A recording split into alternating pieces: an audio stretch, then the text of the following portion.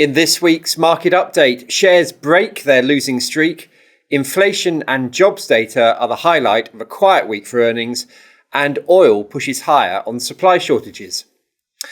Here in the UK, it's a holiday shortened week with the Platinum Jubilee bonus day off, making it a 4-day weekend from Thursday. But it's not just here that markets get a breather. In the US, today is Memorial Day, when Americans remember those who've died in military service. So the market is closed there.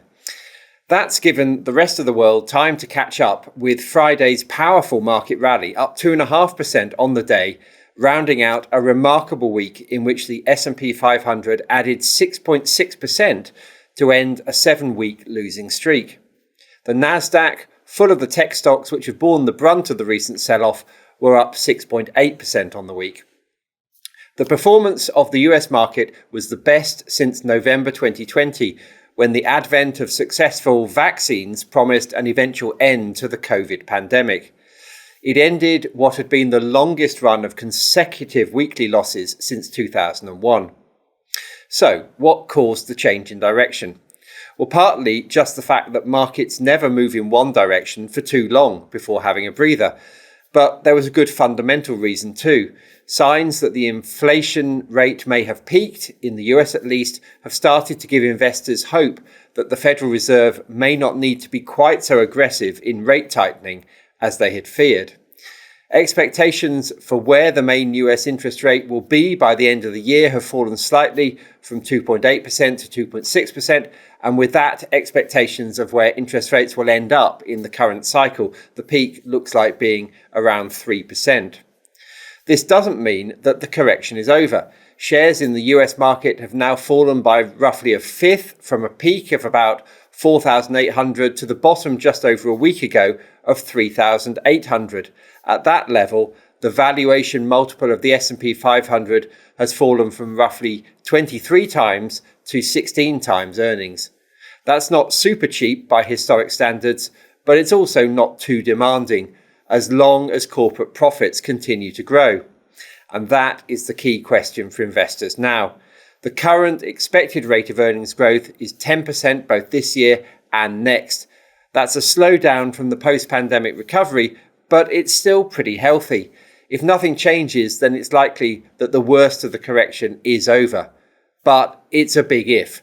There are still plenty of concerns about the impact of inflation on companies' input costs and on consumers' disposable income. Both could continue to have a negative influence on profits going forward. So, what we've seen so far this year, which still sees the S&P 500 down 13% year to date, even after last week's rally, is a valuation reset. Historically, a full-blown bear market requires both that valuation reassessment and a fall in earnings. Without both elements, it's quite possible for shares to recover their poise, even if it can sometimes take some time for them to do so. Anyway, the good news is that Asian and European markets have picked up on the more solid US tone as this shorter week gets underway. Both Hong Kong and Tokyo added around 2% this morning, while there were gains across Europe and in the UK. Bond yields have risen slightly, a sign of growing confidence in the economy.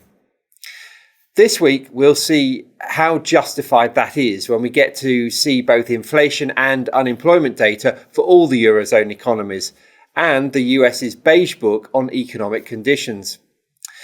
The week rounds out with the latest non-farm payrolls data in America. On inflation, the news will probably continue to look worrying. Eurozone inflation has been rising for 10 months on the trot, and most economists think it hasn't peaked yet. Prices are forecast to have risen by 7.7% in the year to May, up from 7.4% the previous record in the year to April. Germany is expected to be hardest hit with an 8% inflation rate, which will be a 40-year high, prompting questions about how the European Central Bank will respond. Interest rates remain in negative territory, but they're forecast to return to zero by the end of the summer as inflation remains well above the ECB's 2% target. As in the US and UK, the European Central Bank is predicted to keep pushing rates higher over the next year or so, reaching 1.5% by next summer. The US is further into its tightening cycle, so the question there is whether the economy remains strong enough to handle the forecast hikes still to come. The jobs report on Friday will therefore be closely watched. On the one hand, job creation is expected to have slowed somewhat since last month, 318,000 new jobs compared with 428,000, but unemployment is expected to have fallen to its lowest point since before the pandemic, and upward pressure on wages remains a concern for policymakers. And that is likely to be it on the news front, with just a handful of company results bringing up the rear of the first quarter earnings season.